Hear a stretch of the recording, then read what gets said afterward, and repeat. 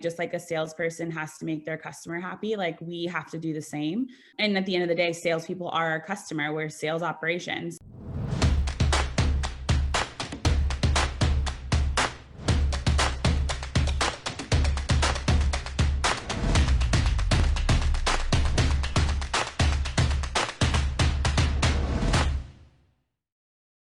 So what's your general philosophy in ops, and how's your life impacted that so far? Yeah, I think my general philosophy is that there's a balance between solving problems with people and solving problems with systems. And I think it has to be a very healthy balance. I think I've been at companies where you throw people at everything, and I've been at companies where you throw tools at everything. And I think it has to be kind of a good compromise between the two.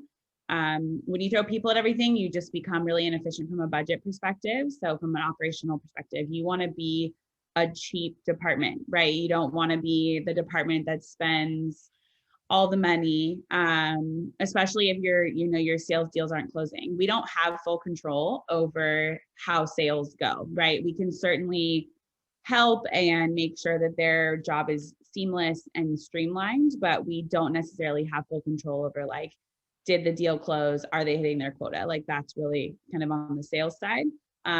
So being as lean as possible, but also being efficient, I think is really critical. So I would just say overall, like it's that balance between the two. I think most operation teams are super lean. Everyone that I've worked on has been pretty lean. So it's always a lot of like crushing it as hard as you can with as little people as possible. And that's where I usually try to find some sort of system that I can put in place to help kind of mitigate how lean a team can really be, if that makes sense. Yeah, that's a really, really awesome thing. And that's at the crux of so many things in ops. You're right, they're always really lean. You always need maybe like 50% more people. Because Yeah. you've worked at, GuideSpark, and you work at Box today. Different sizes of companies. Not that Yep. I know too much about the different, structure of the sales ops orgs, but I'd imagine in a bigger company, you tend to get more diversification, maybe you get more specialization in different roles. Yep. So how does this pressure, the pressure on ops, the pressure everyone talks about, how does that change between a bigger company and a smaller company? And is it easier in one or the other? And does that beat any of your expectations? Yeah, I think it's honestly exactly the same, because with bigger companies comes more people, comes more deals, comes more work. But your ratio of people to work is still almost identical, which is kind of interesting. What I do think you kind of touched on a little bit, but you're just a lot more specialized when you're at a larger company. When I was at GuideSpark, I was truly a team of one at the beginning.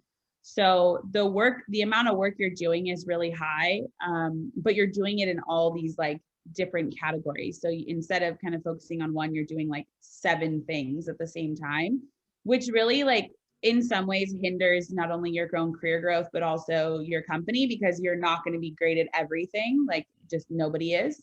So I think by getting more specialized, you also just kind of have best of breed. If I have people on my team at Box that are specialized in deal desk, for example, and doing contracts with salespeople, they're going to be a lot better at their job than if I had someone that could do like forecasting, territory carving, compensation, and deal desk, right? Because then they're just kind of like splitting their time too much within different categories. So I think it's a little bit of like, it's just different ways to slice it of how much work you have. Startups definitely feel like it's more work for sure, because I think you're just like, we have nobody and it's all on my shoulders. So the pressure is a lot higher. But I think just the amount of work is probably about the same, because if you look at Box, we're huge. We have 300 global salespeople, but we only have 6 people that support them in the contracting world. So like that ratio is insane, right? And then like same kind of went for GuideSpark. You had one person supporting like 50 reps. So it's almost worse at large companies, because you can like pick up, because you have a team, you can pick up shares from each other. So they tend to not provide more headcount than required, or Yeah. even maybe less than required. Yeah. It's interesting. I like how you dissect the two differences, because like you said, if it's a team of one, even when the ratio is the same, I guess maybe there's a mental pressure of carrying it. Totally. Yeah, Yeah. definitely a high. I would say being at a small company, the pressure is so much more because you Yeah. don't have anyone to fall back on. You also Yeah. just feel that intensity when you want to go on PTO or like you're sick. Yeah. Like there's no backup. I think when you're at a larger company like Box, like overall our go-to-market team is like 40 people, Yeah. which is a lot. And that's like all of operations. So you have backup, you have people that you could easily tap if you're, overwhelmed. Yeah, absolutely. But at the same time, bigger orgs, they start to get a bit more complex, like you For said, sure. 300 salespeople and real proper departments. You have a real proper marketing department. Lots of folks don't have that for a while. Yep, for sure. Yeah, nice. Well, that brings us really well onto alignment, which is the main theme of discussion. Alignment for between different revenue teams. Let me just check I definitely got that right. Yeah, and the metrics. Okay, so with alignment, we found it often is a really human sport at the top level. So what's the fundamental ways of driving good communications between different revenue teams? Yeah, I think like for me, the biggest thing has just been putting pride aside. You can't really get your ego kind of in the mix if you're all aligned on what your common goal is. And for us, I've always pushed that our common goal is that we are in the business of customer service, just like salespeople are, but our customers are salespeople. So it's no different. You just have to approach it the same way. Just like a salesperson has to make their customer happy, like we have to do the same. And at the end of the day, salespeople are our customer. We're sales operations. So I think aligning in that messaging is really important to align various RevOps teams.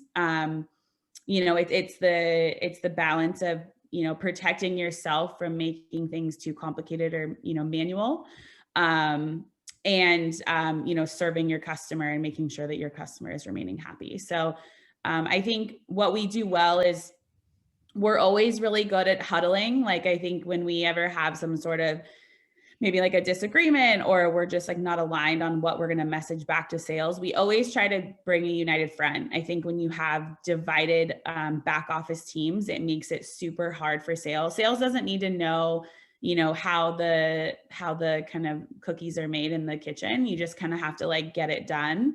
But so we often huddle and just like huddle without sales and kind of flush out the things we disagree on and make sure that we're all aligned. And then we always provide kind of a unified message. So then that way they always believe that like we're always kind of on the same team. And I think that's really, really important. The times where we've gotten in trouble that I've noticed is that when we're like kind of responding individually to the same sales group, and then you kind of come back and you're like, we're all sending this a different message and this doesn't look good. And so I think that's what's really helped us stay aligned and just have a positive team kind of morale. Yeah, okay. Create a unified message that makes more sense for the people you're giving it to, which makes sense. But so we're crafting this message. You said you go away, you huddle with the RevOps, the sales ops teams. Do you ever bring in different stakeholders to that messaging? Yeah. And at what point, Yeah, absolutely. So I think the main ones that we really work with is like product strategy, legal, technical accounting, revenue operations, obviously sales ops, and then sometimes even marketing, and even like customer success. So it really just depends on the deal.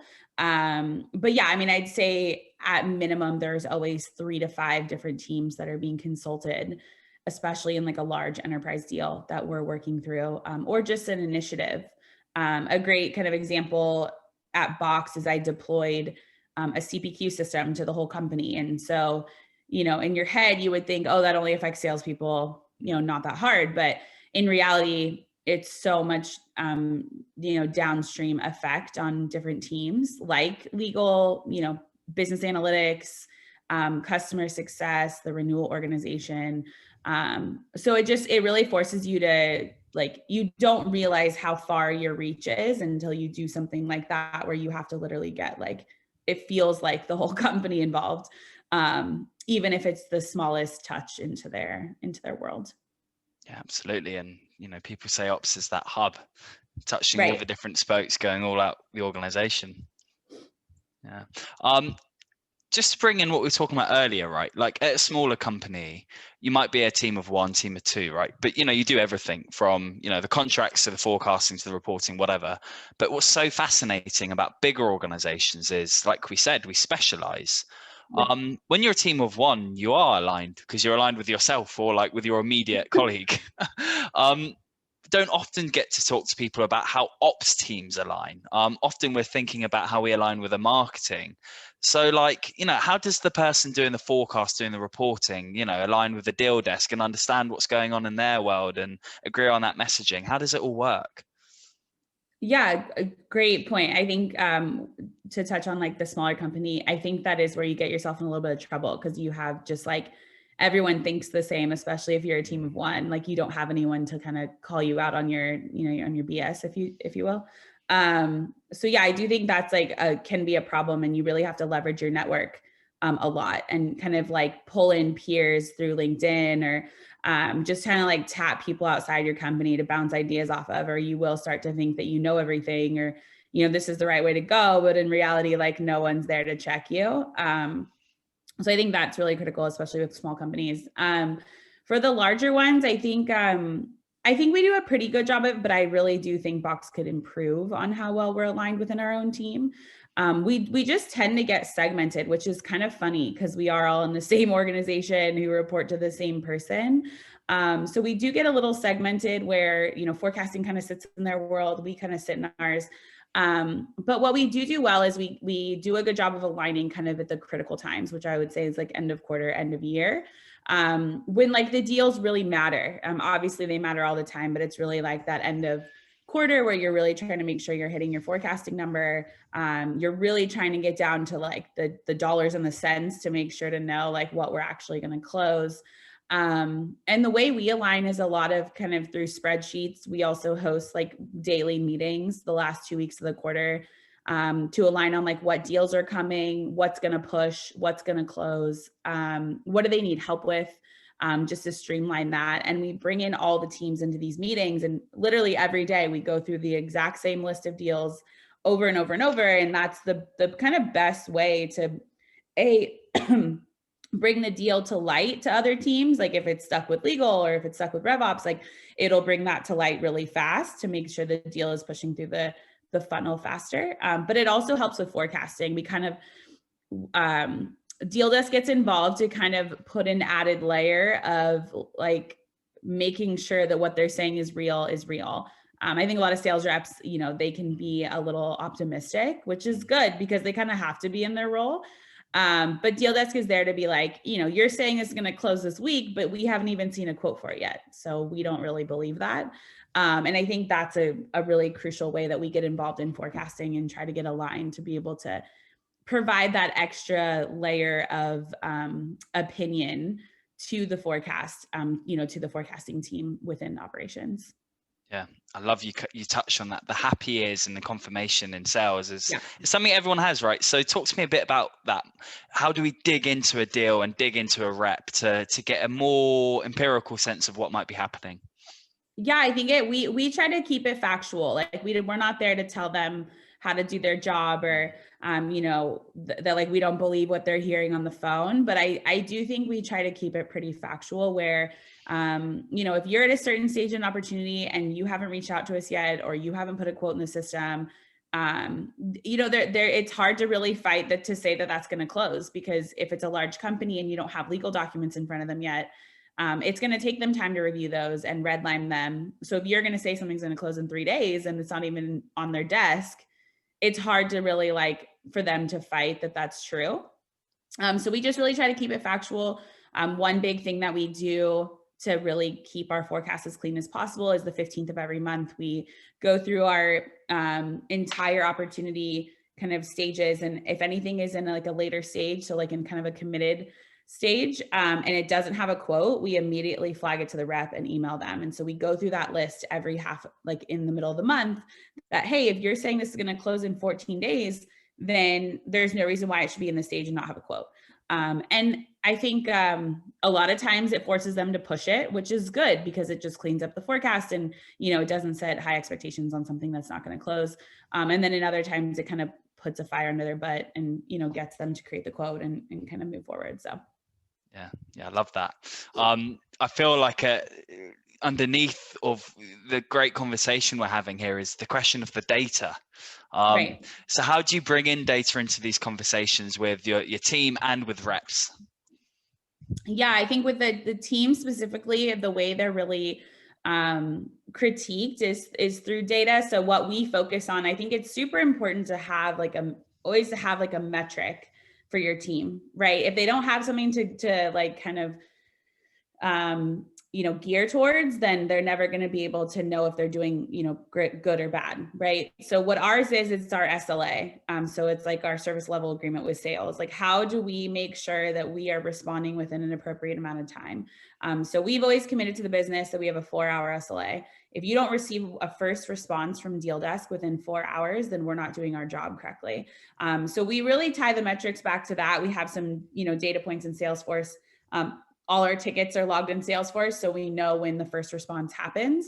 So essentially, it just kind of creates that, like accountability for deal desk to get on top of the tickets, not let them just sit in the queue.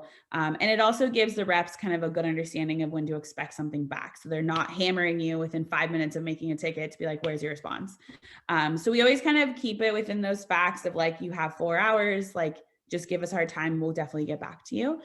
So that's one big metric that the deal desk team is kind of focused on. And then I think with the reps, like I said earlier, we really focus on where's your quote in the process. So where are you kind of in your process? If you're going to say a deal is committed, but you haven't even like put SKUs on an order form yet, then there's definitely a disconnect. And so how do we kind of bridge that gap to make sure that's happening? We also really help with legal and making sure that the BSA is in front of the customer. So if they're, gonna, especially if it's a new customer, they're gonna say something's closed and it's a Fortune 500 customer, they're gonna redline the crap out of that paper, right? They're gonna totally like redline it up. And if they're not getting something in front of them within, 3 weeks to a month from closing their deal, then it's gonna put their deal at risk. So we really try hard to push for that. And those are kind of some of the metrics that it's not just a stage, right? Like an opportunity stage is just an opinion. It's not really that factual. It's just like, how does the rep feel about a conversation they had and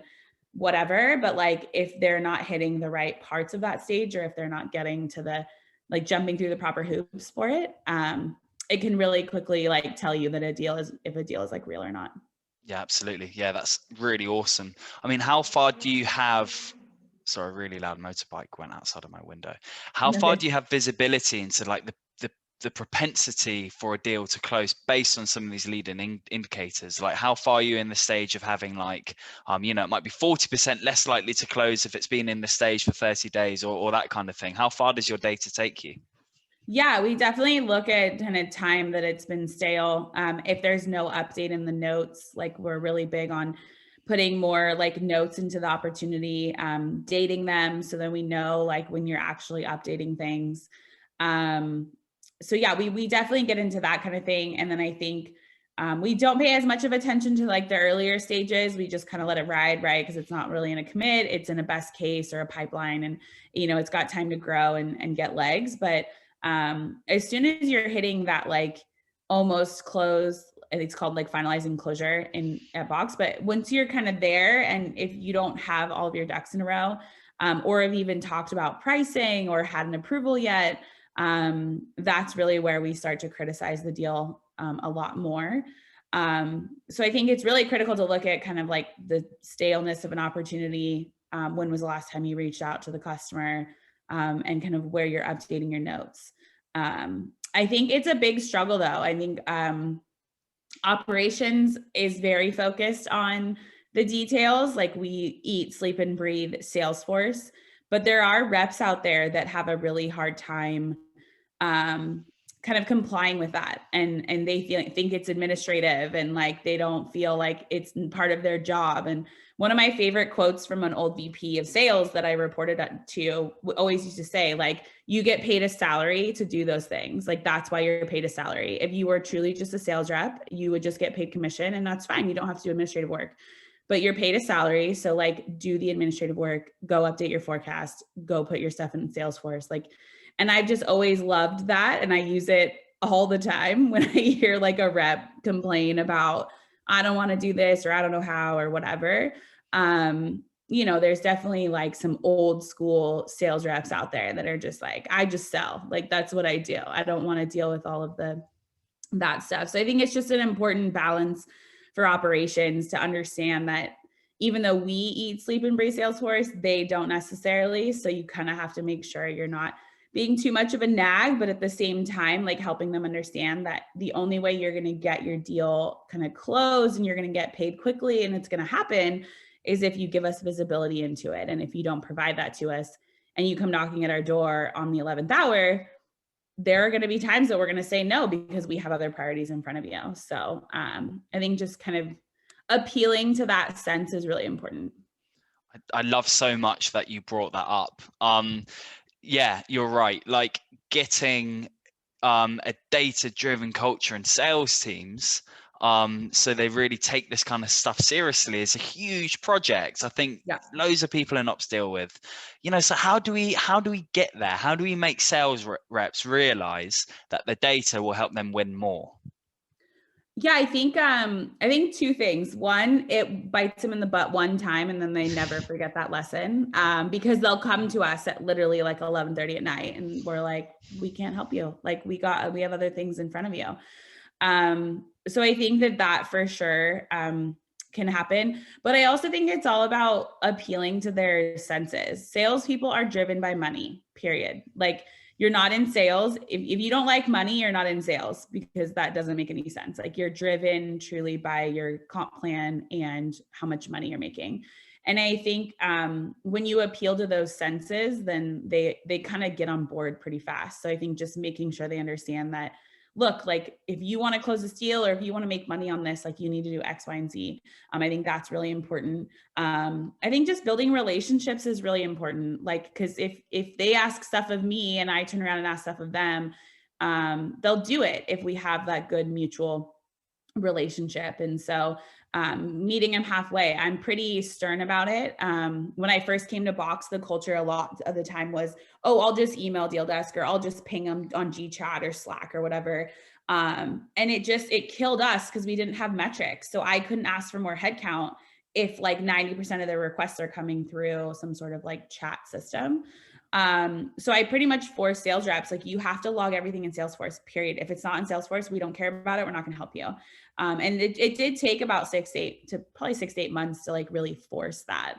But it worked, because I think eventually they understood that, like, if you want more headcount and you want us to help you faster, then I can't ask for that unless I have the metrics behind me to say, like, we're too busy, we need more people. And so it's getting them to kind of meet you there. Like, if you want faster service, like, help me help you kind of situation. Yeah, absolutely. Yeah, that's superb. Setting that culture and that standard, really important. And I like what you said earlier, your salary, that's your main job.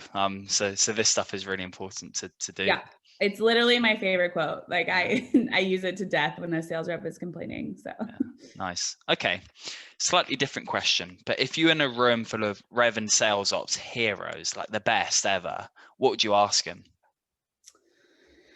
My favorite question ever to ask, whether I'm on an interview or like talking to a colleague or whatever, is what keeps you up at night? I love to understand, like, what grinds their gears, like what bugs them, what do they hate about kind of like what's going on in their organization, right? So that's always been a number one question for me. I think you learn a lot from it because it's so generic. It could go any direction. It could be a positive, it could be a negative, right? So I think that would be number one, is just kind of what keeps you up at night. And then I think number two, it would more be personal. It's just like, how do you, set yourself apart to grow in your career? I think that's super important. There are so many operations jobs out there. Like, it's just such a hot like thing. And it has been. I've been in it for 8 years and it's like never stopped. I think it's just grown exponentially. Every company needs it. You need it super early in your company life cycle. So I would just want to understand, like, how did they get kind of where they are? What set them apart? And then I think the third thing would just be like, what are your secrets in your back pocket? Like, what do you what do you know that we don't know that's helped you, you know, have success, or the level of success that you've reached, assuming like these are, you know, VP, SVP kind of heads of companies. But I think there's always like how do they approach when they first get into a company? What do you first look for and what are you trying to fix? I think is super critical. Yeah. Yeah, really, really fantastic questions. I might actually start adopting some of those. Cambria, what's your answer to your first question? What keeps you up at night?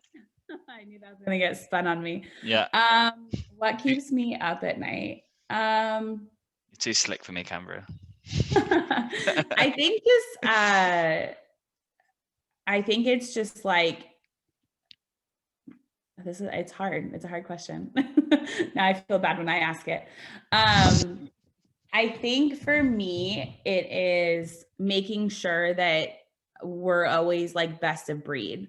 I want to make sure that because I manage a lot of people, probably what keeps me up at night the most is making sure that I have good, happy people on my team, that enjoy their job, and that feel supported. I'm definitely bad cop. I go to bat for my team a lot. I'm probably not a favorite person of a lot of salespeople because I'm usually like very much on my team side and have their back. So I think it's just making sure that we keep good people. I think what I mentioned earlier about operations being such a hot role, people are getting poached left and right, and it's so hard to keep good people and keep them happy. So I try really hard to do my best to whatever I can do, give you a day off, like give you better work-life balance, whatever things like strings that I can pull, I try to do that because training people and finding new good people is really hard and it's exhausting. And so trying to avoid that at all costs is really what I try to do.